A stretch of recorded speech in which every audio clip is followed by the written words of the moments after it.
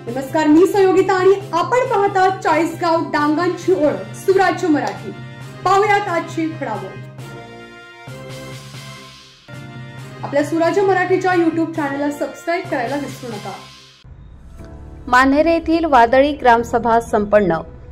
अकोले तालुक्यातील मानहेरे येथील ग्रामस्थांनी आक्रमक भूमिका घेत ग्रामसभेत प्रशासनावर कडक ताशेरे ओढले। यामध्ये जिल्ह्यातील सर्व तालुके दुष्काळग्रस्त म्हणून जाहीर केले, परंतु अकोले तालुका मात्र वगळण्यात आला। त्यात अकोले तालुक्यातील पश्चिम भागात भात पीक धोक्यात आले आहे। काही ठिकाणी भात पीक पूर्णपणे नाहीसे झाले आहे, तर काही ठिकाणी बियाणे खराब असल्याने पीक आले नाही।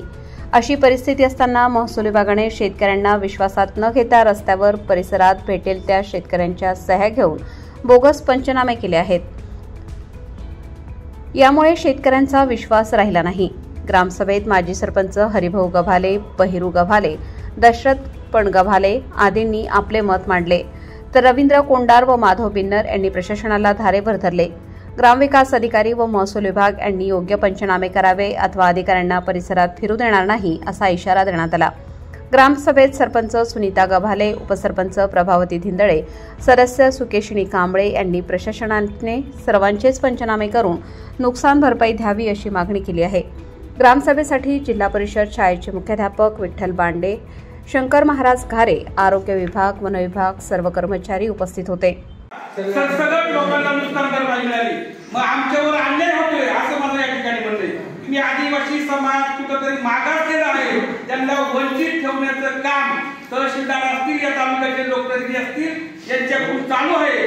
कारण पंचनाम्याचा विषय काय नाही, प्रत्येकाच्या बांधव जाणार आहे। खालच्या पट्ट्यातील किती शेतकऱ्यांच्या बांधव तुम्ही गेला याचा पुरावा तुम्ही तहसीलदार देणार का? मला देणार का पुरावा? तर तुम्ही खालच्या पट्ट्यातल्या किती शेतकऱ्यांच्या बांधव गेले, मग आमच्या बांधव काय जातात? आमच्या बांधव सुद्धा आम्ही तुम्हाला येऊ देणार नाही।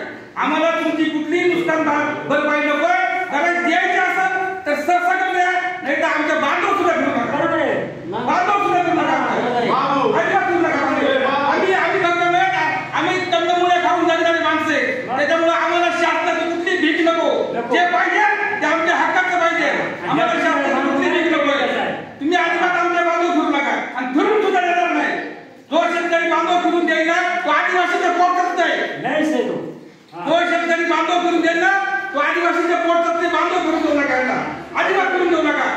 द्यायचं असेल तर सरसकट द्या, नाही तर कोणाला देऊ नका, कोणाला देऊ नका। आम्ही इथं मागे काय मिळत नाही,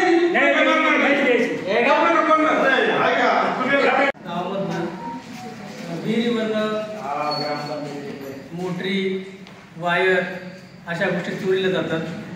त्या संदर्भात आम्हाला असं सांगायचं होतं, काय करता येईल आपल्या पोलीस प्रशासन काय बोलत नाही। मॅडम नमस्कार। आपल्या परिसरामध्ये मोठ्या प्रमाणामध्ये केबल चोरी, मोटार चोरी हा प्रकार होतोय।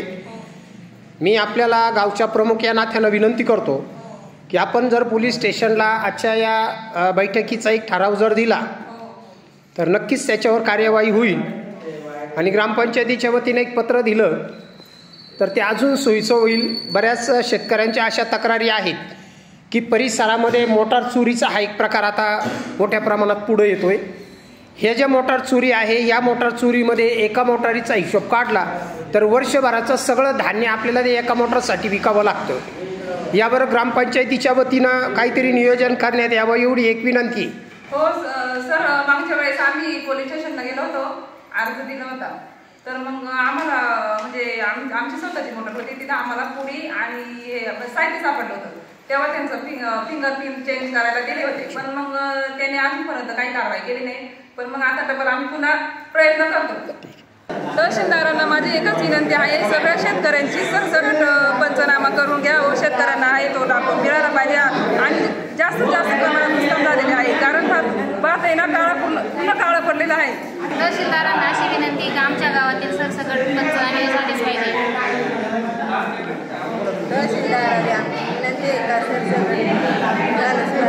दिवसापूर्वी भात कापून टाकले।